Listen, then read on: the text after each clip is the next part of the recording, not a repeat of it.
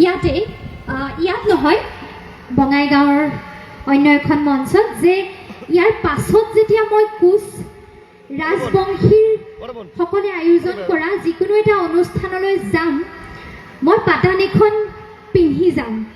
আজি দাদাই মোক সুধিছে যে কাপোৰযোৰ তুমি আমি গোটাই দিম নে নিজেই লৈ আহিবা। মই নিজেই লৈ আহিছোঁ, গামোচা দুখনো নিজৰ, সকলোখিনি নিজৰ।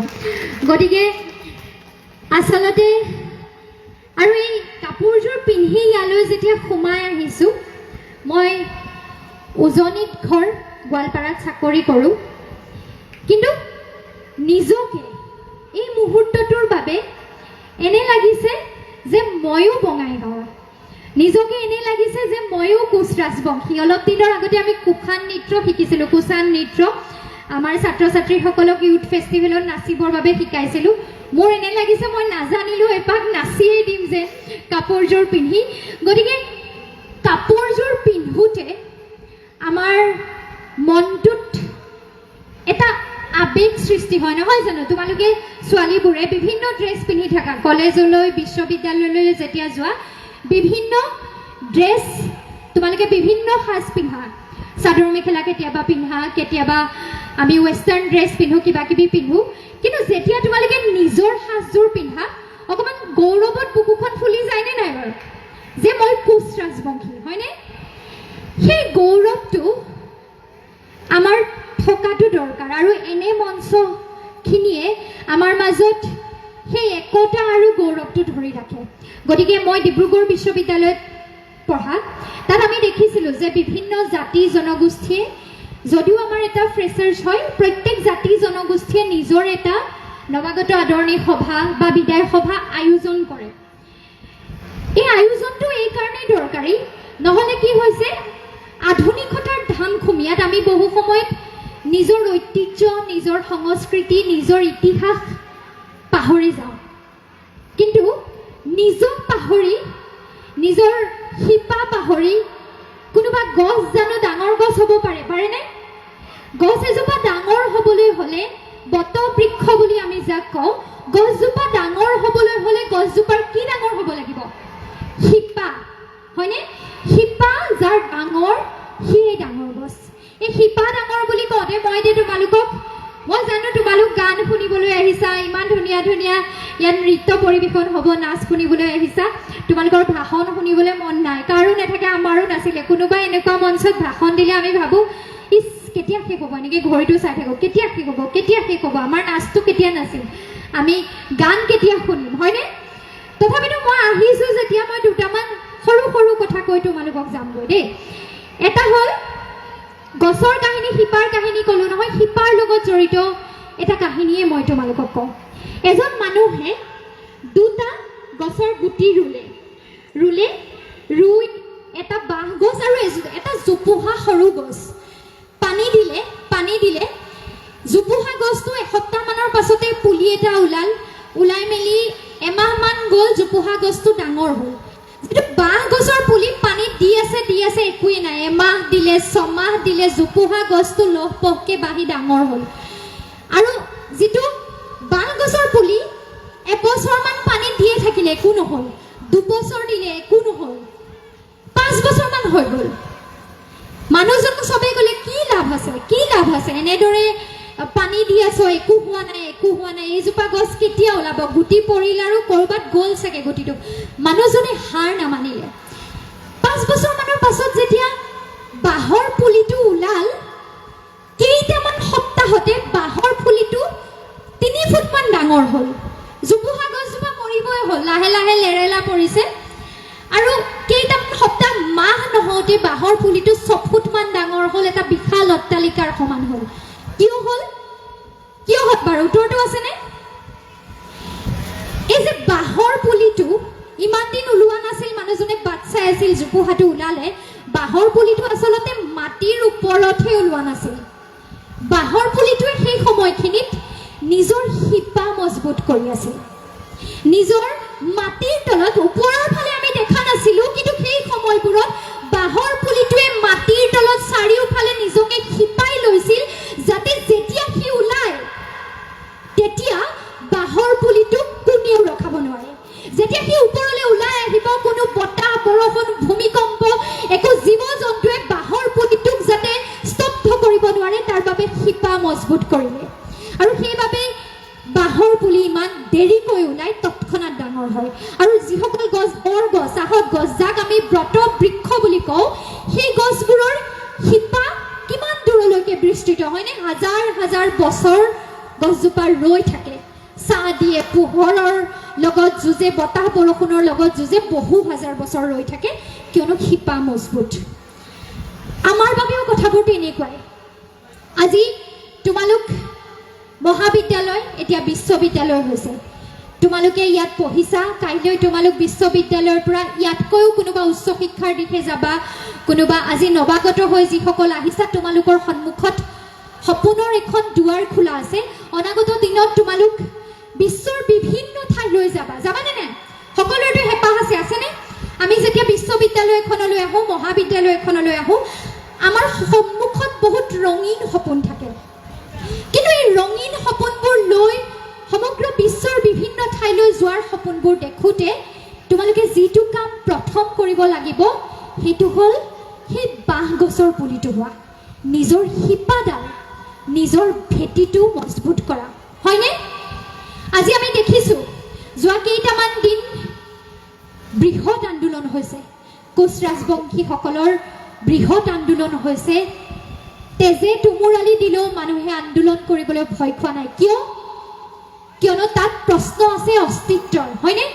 তাত প্ৰশ্ন আছে জাতিৰ ৰক্ষাৰ, তাত প্ৰশ্ন আছে আমাৰ তোমালোকৰ দৰে উঠি অহা প্ৰজন্মৰ ভৱিষ্যতৰ আৰু আমাৰ পূৰ্বজসকলৰ যি ঐতিহ্য, যি গৰিমা, সেই সকলোবোৰ জড়িত হৈ আছে। আৰু সেইবাবে প্ৰশ্ন উঠিছে যে কি লাগে আমাক? ST লাগে, হয়নে? ST দাবী কৰি আজি কেইবাটাও দিন ধৰি, এইকেইটা দিন নহয়, আজি দশক দশক ধৰি আন্দোলন চলি আছে, শেহতীয়াকৈ তুংগত উঠি আছে। আৰু এই দাবী আমাৰ শিপা মজবুত কৰিবৰ বাবে অতি দৰকাৰী। আমি যাতে আমাৰ অধিকাৰবোৰ পাওঁ, সেই কোচ ৰাজবংশীসকলৰ যি পূৰ্বৰ গৰিমা, আজি বহু সময়ত আমাৰ দুখ লাগে। কিয় দুখ লাগে? বীৰ চিলাৰায়, যাক বিশ্বৰ আটাইতকৈ সবল 3জন যোদ্ধাৰ মাজত এজন বুলি কোৱা হয়, যাৰ গৰিমা বিদেশৰ পৰা অহা ডাঙৰ ডাঙৰ ইতিহাসবিদে গাই থৈ গ'ল। সেই বীৰ চিলাৰায়ক কিন্তু আমি বিশ্ব দৰবাৰত প্ৰতিষ্ঠা কৰিব যিদৰে পাৰিব লাগিছিল, নাই পৰা। পাৰিছোঁ জানো? আমিহে জানো, সকলোৱে নাজানে, বা হিষ্ট্ৰী পঢ়াসকলে জানে, কিন্তু যিদৰে জানিব লাগিছিল। আজি বীৰ লাচিতৰ নাম যিদৰে লোৱা হয়, বহু সময়ত বীৰ চিলাৰায়ৰ নামটো থমকি যায়। কিয়? প্ৰথম কথা হ'ল ভাষাৰ এটা সমস্যা। যিসকল ইতিহাসবিদে হয়তো লিখিলে, তেওঁলোকে বহু ক্ষেত্ৰত ভাষাটোক লৈ পিছ পৰি ৰোৱাৰ দৰে হ'ল, হয়নে? গতিকে তোমালোকে ভাষাটোও জানিব লাগিব।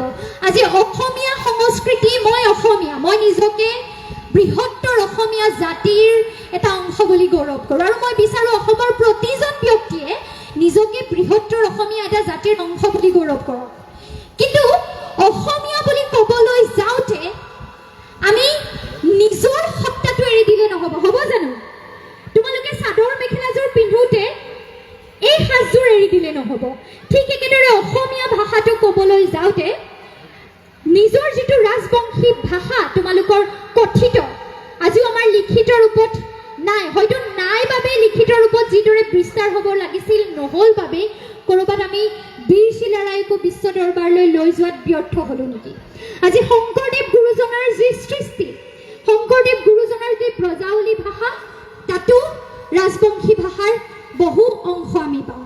আজি গুৰুজনাৰ যি সৃষ্টি, যি একতাৰ ভেটিৰ কথা আমি কওঁ, সেই একতাৰ ভেটি বীৰ চিলাৰায় নোহোৱা হ'লে গুৰুজনাই সেইদৰে নিজৰ সৃষ্টি কৰ্মৰাজি কৰিব পাৰিলেহেঁতেন নে নাই, এইটো ডাঙৰ প্ৰশ্ন, হয়নে? গতিকে শংকৰদেৱ গুৰুজনাৰ নাম যেতিয়া আমি লওঁ, প্ৰতিজন অসমীয়াই আমাৰ মনত অন্য এটা নাম নিজে নিজে আহিব লাগে, বীৰ চিলাৰায়। কাৰণ শংকৰদেৱৰ সৃষ্টি, শংকৰদেৱৰ ধৰ্ম প্ৰচাৰ কৃষ্টিৰ বাবে সকলো সাহস, শক্তি আৰু বাট মুকলি আমাক বীৰ চিলাৰায় কৰি দিছিল, গুৰুজনাক বীৰ চিলাৰায় কৰি দিছিল। কৰিছিল।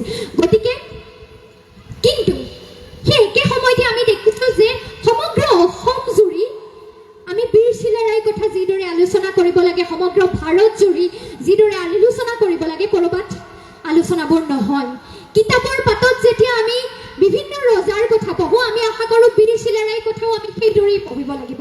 বিশ্বৰ সকলো ইতিহাস পঢ়া ছাত্ৰ ছাত্ৰীয়ে জানিব লাগিব যে বিশ্বৰ ৩জন শ্ৰেষ্ঠ যোদ্ধাৰ মাজত, সেনাপতিৰ মাজত এজন বীৰ চিলাৰায়। এই মেছেজটো কোনে লৈ যাব লাগিব? আমাৰ উঠি অহা প্ৰজন্মই, তোমালোকে। আৰু তাৰ বাবে তোমালোকৰ মাজৰ পৰা ওলাই অহা ল'ৰা ছোৱালীয়ে কাইলৈ যদি কোনোবা ইতিহাসত গৱেষণা কৰা, কোনোবা আমেৰিকাত গৈ গৱেষণা কৰা, তোমালোকে লিখিব লাগিব। তোমালোকে নিজৰ ভাষাটো সংৰক্ষণ কৰিব লাগিব। মই যোৱা বছৰ শ্বিলঙত ইউনেস্কোৰ দ্বাৰা আয়োজন কৰা এটা ভাষা সংৰক্ষণৰ ৱৰ্কশ্বপ কৰিছিলোঁ। তাত এগৰাকী দক্ষিণ ভাৰতৰ মহিলা, তেওঁ গৱেষণা কৰি আছে ভাষাৰ ওপৰত। আমাৰ অসমীয়া ভাষা নহয়, আমাৰ অসমত চলি থকা যিসমূহ জনগোষ্ঠীয় ভাষা আছে, দেউৰী ভাষা, ৰাজবংশী ভাষা, যিসমূহ ভাষা আছে কথিত, সেই ভাষাসমূহৰ ওপৰত গৱেষণা কৰি তেখেতে আমাক এটা কথা কৈছিল। আৰু অসমৰ মানুহ হিচাপে দক্ষিণ ভাৰতৰ এগৰাকী মানুহৰ পৰা সেই কথাটো শুনি মোৰ দুখ লাগিছিল যে অসমত জাতি জনগোষ্ঠীৰ মাজত থকা বেছি সংখ্যক ভাষাই এতিয়া লুপ্তপ্ৰায়। হয়নে নাই? তোমালোকে সকলোৱে জানানে? আজিতো ঘৰত থাকোঁতে জানা, মই জানো, কিন্তু কাইলৈ যেতিয়া তোমালোক গুৱাহাটীত গৈ, দিল্লীত গৈ পঢ়িবা, তেতিয়া নিজৰ কি বুলি কয়, ক'ত যায়, স্কটি যায়, এনেকৈ নকয় জানো? মই নাজানো বিশেষ দেই, কিন্তু মই শুনিলে এটা দুটা ধৰিবলৈ চেষ্টা কৰোঁ। এই ভাষাটো তোমালোকে ধৰি ৰাখিব লাগিব, বুজিছানে? গতিকে আমি নিজৰ শিপা পাহৰিলে, নিজৰ ঐতিহ্য পাহৰিলে, নিজৰ অতীত পাহৰিলে আমাৰ অৱস্থাটো সেই জোপোহা গছডালৰ দৰেই হ'ব। অলপ দিনৰ পাছত আমি লেৰেলি যাম। কিন্তু আমাৰ উঠি অহা প্ৰজন্ম সেই বাঁহ গছডালৰ দৰে হ'ব লাগিব, বট বৃক্ষৰ দৰে হ'ব লাগিব, প্ৰতিজনে আন 100জনক, 1000জনক ছাঁ দিব পৰা হ'ব লাগিব। লাগিবনে নাই? তাৰ বাবে আমাৰ যিটো ঐক্য, শান্তি, সম্প্ৰীতিৰ কথাবোৰ প্ৰয়োজনীয়, আৰু সমান্তৰালভাৱে নিজৰ ঐতিহ্যক ধৰি ৰখা, নিজৰ সংস্কৃতিক ধৰি ৰখা প্ৰয়োজনীয়। আজি যদি মোৰ দুখ লাগে, কেতিয়াবা অসমীয়া ল'ৰা এটাই যেতিয়া কয় ঢোলটো বজাব নাজানো, শিকা নাই, কোনোদিন চাপৰটো মৰা নাই, মোৰ দুখ লাগে। ঠিক একেদৰে তোমালোকৰো দুখ লাগিব যদি তোমালোকে নিজৰ জনগোষ্ঠীয় নৃত্য এটা নাচিব নাজানা। সম্পূৰ্ণৰূপে নাচ নানাচিবও পাৰা, হয়নে? প্ৰফেচনেল ডান্সাৰ হ'বলৈ কোৱা নাই, কিন্তু জানিব লাগিব। তোমালোকৰ ভাষাৰ গীত এটা, তোমালোকৰ কুচা নৃত্যৰ লগতে আজি যিটো গীত গায়, তোমালোকে সেই গীতসমূহ জানিব লাগিব, কাৰণ তোমালোকে জানিলেহে ভৱিষ্যতে তোমালোকৰ ল'ৰা ছোৱালীয়ে জানিব, হয়নে? মাকবোৰে জানিলেহে ল'ৰা ছোৱালীক মাকে সৰুতে শিকাবনে নাই? আৰু দেউতাকে জানিলেহে ল'ৰাটোক, ছোৱালীজনীক কাইলৈ শিকাব পাৰিবা। গতিকে মই প্ৰথমতে যিহেতু ধন্যবাদ দিছিলোঁ এনে এটা অনুষ্ঠানত মোক আমন্ত্ৰণ জনোৱাৰ বাবে, আৰু লগতে এনে এটা অনুষ্ঠান আয়োজন কৰাৰ বাবে। এনে অনুষ্ঠান অসমৰ প্ৰতিখন বিশ্ববিদ্যালয়ত হোৱাটো দৰকাৰী। কেইজনমানেই ছাত্ৰ ছাত্ৰী থাকক লাগিলে, আজি হয়তো গুৱাহাটী বিশ্ববিদ্যালয়ত, কটন বিশ্ববিদ্যালয়ত, তেজপুৰ বিশ্ববিদ্যালয়ত বহুত নাথাকিব পাৰে, কিন্তু তেওঁলোকক সমন্বিত কৰি, তেওঁলোকক গোটাই, তেওঁলোকক নিজৰ ভাষাটোৰ বিষয়ে, সাহিত্য সংস্কৃতিৰ বিষয়ে জনোৱাটো খুব দৰকাৰী। আৰু ভাষাটোৰ চৰ্চা সাহিত্যিক দিশতো দৰকাৰী। নহ'লে এনেকুৱা হৈছে যে কথিত ভাষা কিন্তু মুখে মুখে লোপ পাই সময়ত গৈ থাকে। আমি দেখিছোঁ যে কোনোবা এটা প্ৰজন্মই, ঘৰত কোনোবা এটাই ক'বলৈ নোলোৱাৰ লগে লগে উত্তৰ প্ৰজন্মই সেই কথাটো নিশিকে। গতিকে এইখিনি মোৰ তোমালোক কোচ ৰাজবংশী ল'ৰা ছোৱালী হিচাপে মই অনুৰোধ কৰিলোঁ। আৰু বহুত এটা প্ৰশ্নও থাকে যে কোচ আৰু কোচ ৰাজবংশীৰ মাজত কি পাৰ্থক্য? তোমালোকে সকলোৱে জানা বুলিয়েই ধৰিছোঁ। কি? কোচ ৰাজবংশী, কোচ সকলোৰে এটা অংশ, হয়নে? গতিকে আমি যদি কওঁ, মই আজি কোচ ৰাজবংশীসকলৰ পৰা কওঁ, তেওঁলোকৰ মনৰ ভাৱেৰে কওঁ, ট্ৰাইবেল ষ্টেটাছ ইতিমধ্যে বহুত আগতে পাব লাগিছিল। আজি দাবী কৰি ৰাজপাথলৈ যোৱাৰ প্ৰয়োজন থাকিবই নালাগিছিল, কাৰণ অতীজত হৈ যোৱা ভেদাভেদ বহু সময়ত সমাজত একেখন মঞ্চত বহিবলৈ পোৱা নাযায়, একেলগত বহি এসাঁজ খাবলৈ পোৱা নাযায়, সেই পাৰ্থক্যবোৰৰ বাবেই বহু সময়ত উপাধি সলনি কৰিব লগা হ'ল, কোচ পৰা কোচ ৰাজবংশী হ'ব লগা হ'ল। কিন্তু আজিৰ দিনটোত অসমৰ যিসকল জনগোষ্ঠীয়ে আজি জনগোষ্ঠী ষ্টেটাছ বিচাৰি থাকিব লগা হৈছে, ST ষ্টেটাছ বিচাৰি থাকিব লগা হৈছে, সেই সকলো জনগোষ্ঠীয়ে ষ্টেটাছ পোৱাটো আমাৰ বাবে অসমৰ বৃহত্তৰ স্বাৰ্থৰ খাতিৰত আটাইতকৈ প্ৰয়োজনীয়। মই নিজেই কোচ ৰাজবংশী নহয়, কিন্তু তথাপিতো মই কৈছোঁ কোচ ৰাজবংশী আৰু অসমৰ প্ৰত্যেকটো জনগোষ্ঠীৰ যি জনজাতিকৰণ বিচাৰি আছে, অসমৰ বৃহত্তৰ অসমৰ নাগৰিকৰ অসমীয়া জাতিৰ বৃহত্তৰ অসমীয়া জাতিৰ সুৰক্ষাৰ স্বাৰ্থত আমাৰ অধিকাৰবোৰ, সম্পদৰ অধিকাৰ, ভূমিৰ অধিকাৰ, এই অধিকাৰবোৰৰ স্বাৰ্থত আটাইতকৈ সময়ৰ বাবে প্ৰয়োজনীয় আহ্বান হ'ল জনজাতিকৰণ। আৰু সেইবাবে মই আশা কৰিম যে এনে কথাবোৰত, এনে অধিকাৰৰ প্ৰসংগবোৰত কিয় বিচাৰি থকা হৈছে, ইতিহাস কি, প্ৰয়োজন কি, ভৱিষ্যত কি, এই কথাবোৰতো তোমালোক জানিবলৈ আগ্ৰহী হৈ থাকা, উঠি অহা প্ৰজন্মটো। কাৰণ শিপা পাহৰিলে, সেই কথাটোলৈকে গৈছোঁ, শিপা পাহৰিলে আমাৰ ভৱিষ্যত মজবুত হৈ নাথাকিব।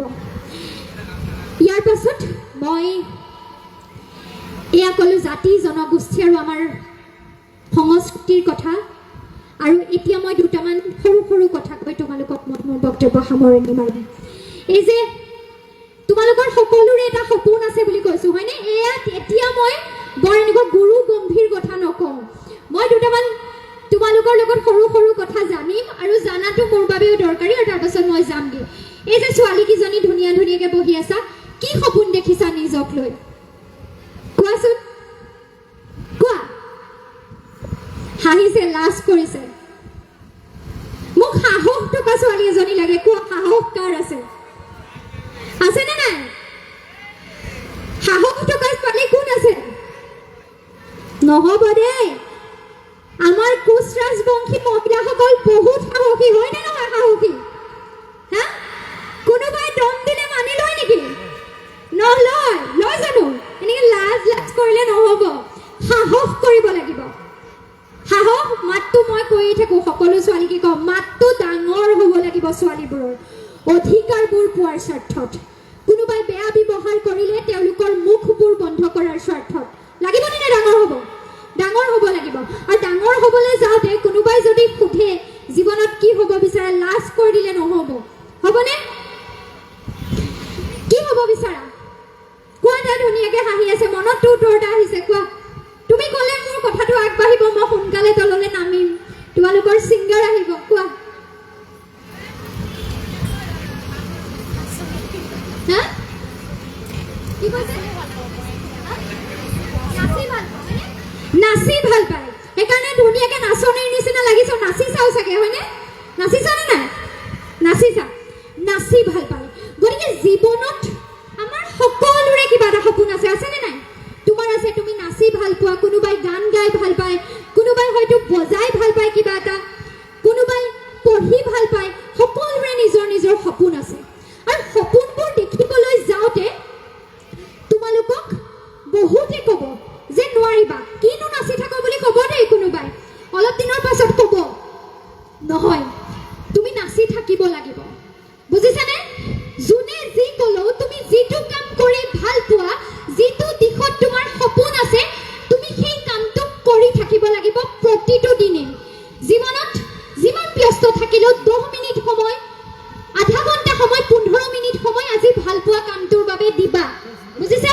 আৰু কোনোবাই যদি কয় তেতিয়া ক'বা যে নাচি থকা ছোৱালীবোৰ কেম্ব্ৰিজত গৈও নাচিছেগে, কিন্তু অসমৰ ল'ৰা ছোৱালী কোনোবাই বিহু নাচিছে, কোনোবাই লণ্ডনত গৈও নাচিছেগে, নাচ শিকাইছেগে লণ্ডনত থকা অসমীয়া ল'ৰা ছোৱালী তাত থকা। আমি গৈ, আমাৰ যদি কোনোবা কোচ ৰাজবংশী ল'ৰা ছোৱালী লণ্ডনত আছে, আমেৰিকাত আছে, মই গৈ শিকামগে আৰু সেই পৰ্যায়টোলৈকে পামগে বুলি ক'ব লাগিব, বুজিছানে? নাচি ভাল পোৱা, গান গোৱা ভাল পোৱা ল'ৰা ছোৱালীৰ কাৰণে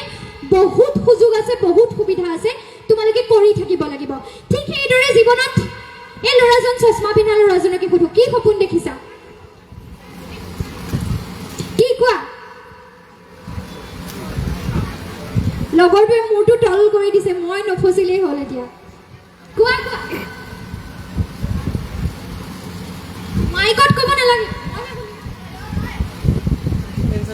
ডিফেন্সত যোৱা বহুত ধুনীয়া সপোন ডিফেন্সত যোৱাৰ সপোন আছে তেওঁৰ গতিকে এই যে আমাৰ প্ৰত্যেকৰে এটা সপোন আছে মই সপোনটোৰ কথা কিয় সুধিলোঁ তোমালোকক জানানে আজিকালি ইনষ্টাগ্ৰামৰ যুগ হয়নে মোৰে এনেকুৱা হয় দাদাহঁতৰো সকলোৰে হয় যাৰ যাৰ ইনষ্টাগ্ৰাম আছে আমি ইনষ্টাগ্ৰামটো যেতিয়া খুলি দিওঁ এজনীয়ে নাছিলে বেলেগ এটা গান গালে আকৌ নাছিলে কোনোবাই কিবা এটা ক'লে নতুন ট্ৰেণ্ড এটা চলিলে পঢ়িবৰ সময়ত ইনষ্টাগ্ৰামটো খুলি দিয়া কেতিয়া ভাত খাব হ'ল গমেই নাপায় পায় জানো নাপায় সময়বোৰ গুচি যায় আৰু মই তোমালোকক ইনষ্টাগ্ৰাম স্ক্ৰল কৰি থাকোঁতে এটা কথা মনত ৰাখিব দিম এটা কথা মনত ৰাখিবা সদায় ইনষ্টাগ্ৰামটো আজি চলালা নহয় ৰাতি শোৱাৰ আগত ভাবিবা আজি মই কি শিকিলোঁ আৰু তোমালোকক মই গেৰাণ্টি দি ক'ব পাৰোঁ তোমালোকে 2 ঘণ্টা ইনষ্টাগ্ৰাম স্ক্ৰল কৰিলা বা ফেচবুকত ৰীল বা ইউটিউবত শ্বৰ্টছ স্ক্ৰল কৰিলা 2 ঘণ্টাত তোমালোকে একোৱেই নাই শিকানে 2 ঘণ্টা স্ক্ৰল কৰাৰ পাছত তুমি ভাবিবা মোৰো এনেকুৱা এটা ৰীল বনাব মন গৈছিলে মোৰো এনেকুৱা গান গাব মন গৈছিলে মোৰো এনেকুৱা কৰিব মন গৈছিলে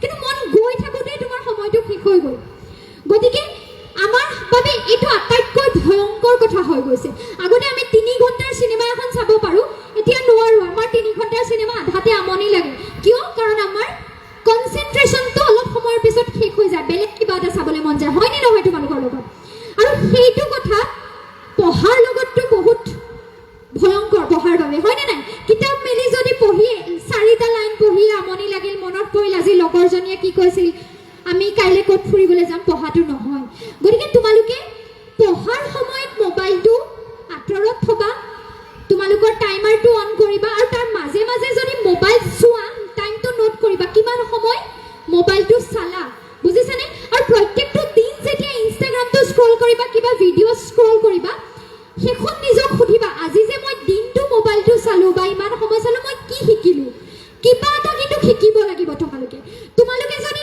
নাচ নাচা মই অনুৰোধ কৰিম নাচটো তোমালোকে নাচিব লাগিব বুজিছানে তোমালোকে যদি গান গাই ভাল পোৱা আৰু গান এটা চাই ভাবি আছে যে ময়ো গান গাম মই অনুৰোধ কি কৰিম যে আজি চালে তোমালোকে 1 ঘণ্টা চালা আধা ঘণ্টা চালা থৈ দিবা মই গানটোকে গাবলৈ চেষ্টা কৰিম মই নাচিবলৈ চেষ্টা কৰিম মই নিজে কিবা এটা কৰিম আজিকালি সামাজিক মাধ্যমে আমাৰ কাৰণে যিমান বেয়া হৈছে সিমান ভালো হৈছে তোমালোকৰ অপৰচুনিটিজ বহুত আছে নেন্সি ত্যাগীক চিনি পোৱা তোমালোকে পোৱা নে নাই ছোৱালীবোৰেতো পাবই লাগে এটা চিলাই মেচিন আছিলে ছোৱালীজনীৰ চিলাই মেচিনত কাপোৰ চিলাই পোৱা নে নেপালেতো আৰু ইনষ্টাগ্ৰাম চলোৱাই নাই বুলি ক'ব লাগিব মই নেন্সি ত্যাগীয়ে নিজৰ মাকৰ এটা চিলাই মেচিনত কাপোৰ চিলাইছিল আৰু সেই নেন্সি ত্যাগী আজি গৈ ক'ত পালে কানছ ফিল্ম ফেষ্টিভেল পালেগৈ হয়নে আজি নেন্সি ত্যাগীৰ এযোৰ কাপোৰৰ দাম লাখ টকা কোটি টকাত বলিউডৰ তাৰকাই কিনে মনীষ মালহোত্ৰাৰ ড্ৰেছৰ কপি কৰি চিলাই তেওঁৰ দৰেই হ'লনে নাই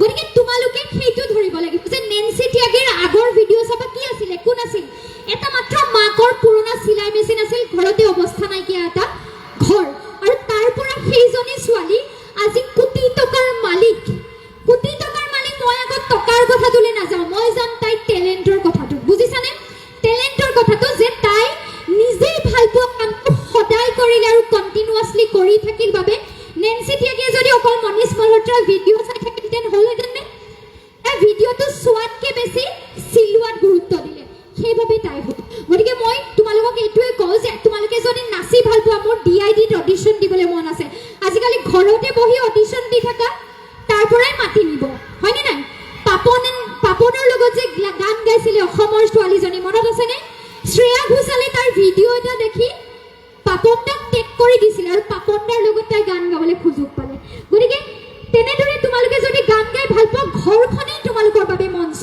আগতে আমাক মঞ্চ এখন লাগিছিল মাইক এটা লাগিছিল আজিকালি মাইকো নালাগে ঘৰো নালাগে ৱালো নালাগে কেতিয়াবা তোমালোকৰ বাবে মঞ্চ একেবাৰে সহজ হৈ গৈছে কিন্তু নিজৰ যিটো প্ৰতিভা আছে সেইটো চেষ্টা কৰা আৰু সমান্তৰালভাৱে কিন্তু পঢ়া শুনাটো এৰি নিদিবা পঢ়িব লাগিব শুনিব লাগিব আৰু তুমি ডিফেন্সলৈ যাম ভাবিছা ফিজিকেল যোনখিনি এক্টিভিটিজ আছে তুমি ডেইলি কৰিব লাগিব হয়নে আজি ডিফেন্সলৈ যাম বুলি ভাবি কাইলৈ বেলেগ এটা ভাবিলা পৰহিলৈ বেলেগ এটা ভাবিলা তেনেকৈ নহ'ব আমিও বেলেগ ভাবি থাকোঁ ঢেৰ কিবা কিবি হ'বলৈ মন যায় কিন্তু ঢেৰ কিবা কিবি সকলোৰে হ'বলৈ মন যায় তাৰ ভিতৰত কোনসকল হয় যিসকলে কিবা এটাৰ পিছত লগ লাগি ৰাতি দিন কষ্ট কৰি থাকে সেইসকল গতিকে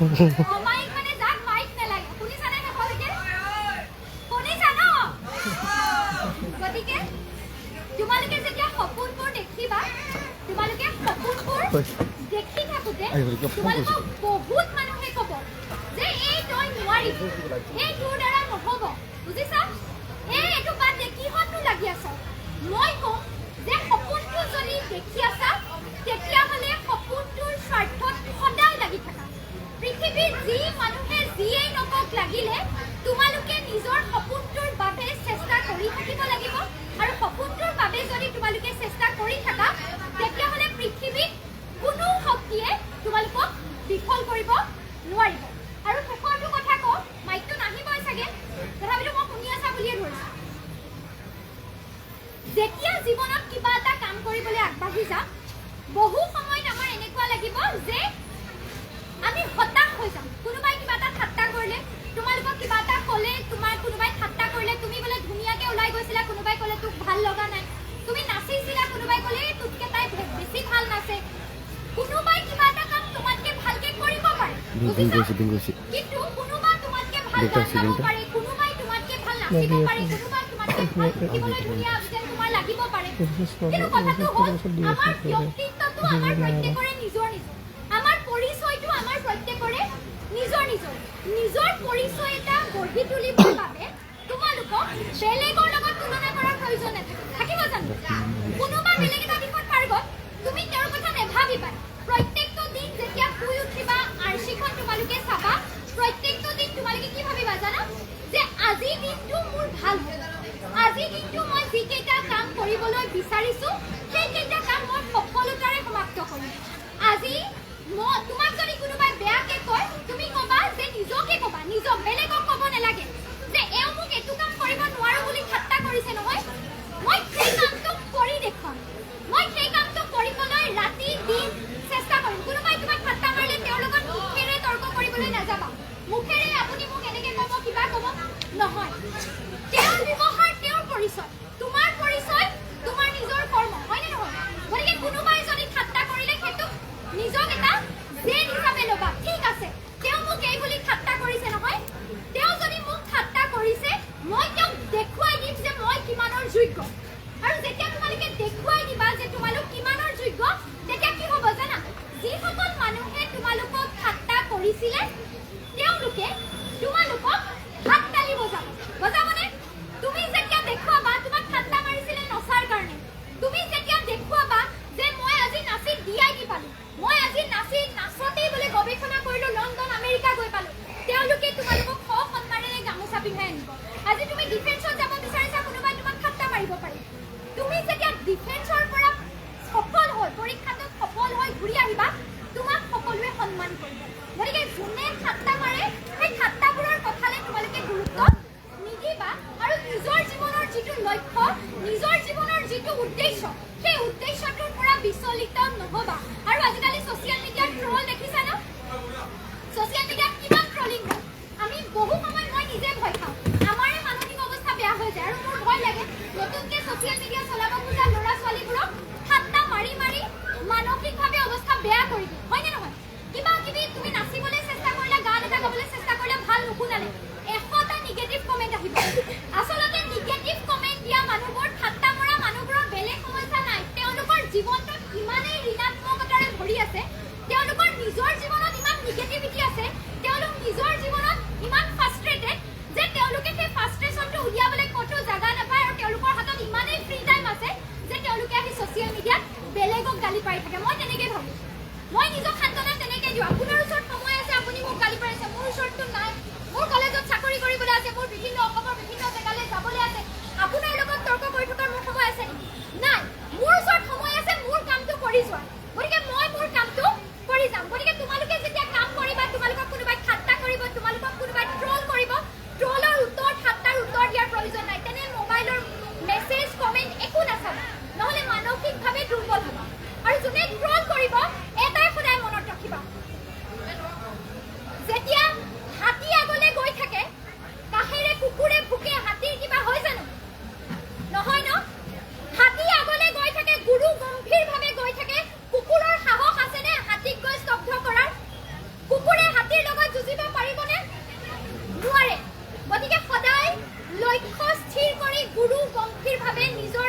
দিশে গৈ থাকিবা আৰু কাষত যোনে কিবা কিবি কৈ থাকে তোমালোকক সমালোচনা কৰে ঠাট্টা কৰে মস্কৰা কৰে মনত এটাই মনত উত্তৰ দিবা তেওঁলোকক দিব বিচৰা নাই আপোনাৰ ব্যৱহাৰ আপোনাৰহে পৰিচয় সেয়া মোৰ পৰিচয় নহয় মোৰ পৰিচয় মই আপোনাক দিম মোৰ কৰ্মৰে মোৰ পৰিচয় আপোনাক দিম মোৰ সফলতাৰে আৰু সেই পৰিচয় তোমালোকে যেতিয়া দিবা নিজৰ সফলতাৰে নিজৰ কৰ্মৰে দিবা তেনে ঠাট্টা কৰা তেনে ট্ৰল কৰা তেনে নিগেটিভ কথা কোৱা মানুহৰ মনবোৰ নিজে নিজে তেওঁলোকৰ মাতবোৰ ঠাণ্ডা হৈ যায় গতিকে মই উঠি অহা প্ৰজন্মক এই অনুৰোধটো কৰোঁ আৰু মঞ্চৰ পৰা যাওঁ যে অনাগত দিনত যেতিয়া সপোন দেখিবা বহুতে তোমালোকক ঠাট্টা কৰিব বহুতে তোমালোকক ইনচাল্ট কৰিব নোৱাৰা বুলি ক'ব একো লৈকে তোমালোকে ভয় নকৰিবা একো কথাক লৈ তোমালোকে হাৰ মানি নল'বা আৰু কি জানা মই সদায় বিচাৰোঁ যে ছোৱালীবোৰৰ মাতটো মোৰ নিচিনা হওক মানে ডাঙৰ